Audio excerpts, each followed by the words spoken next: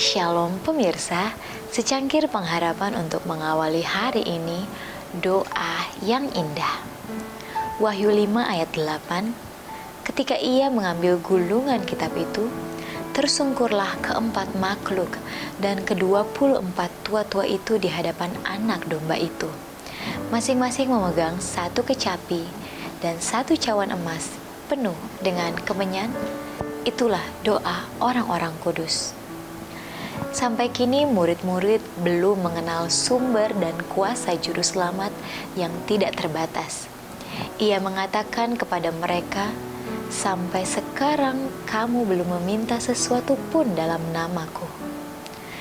Ia menjelaskan bahwa rahasia kemajuan mereka ialah dalam meminta kekuatan dan anugerah dalam namanya. Ia akan hadir di hadapan Bapa untuk mengajukan permohonan bagi mereka. Doa pemohon yang rendah hati disampaikannya sebagai kerinduannya sendiri demi kepentingan jiwa itu.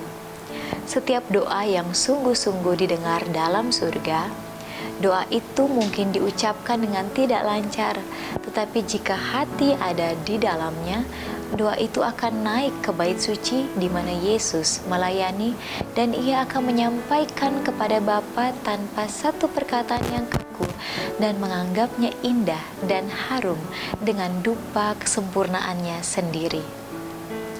Jalan kesungguh-sungguhan dan ketulusan hati bukannya suatu jalan yang bebas dari halangan. Tetapi dalam setiap kesulitan, kita harus melihat suatu panggilan untuk berdoa.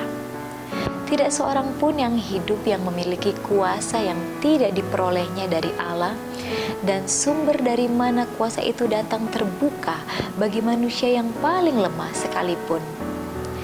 Dan apa juga yang kamu minta dalam namaku, kata Yesus, aku akan melakukannya supaya Bapa dipermuliakan di dalam Anak. Jika kamu meminta sesuatu kepadaku dalam namaku, aku akan melakukannya dalam namaku.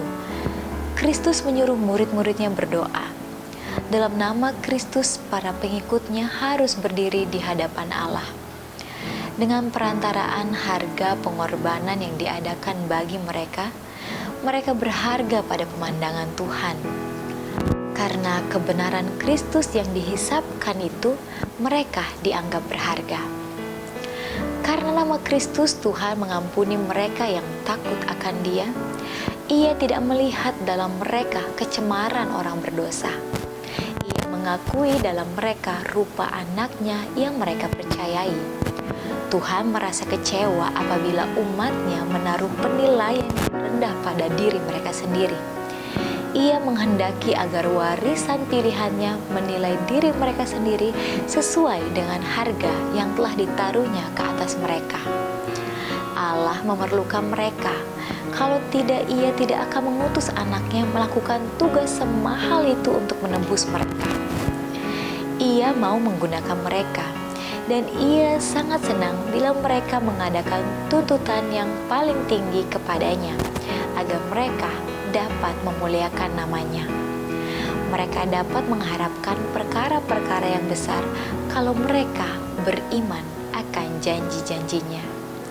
Demikian renungan kita pada hari ini. Selalu mulai harimu dengan secangkir pengharapan.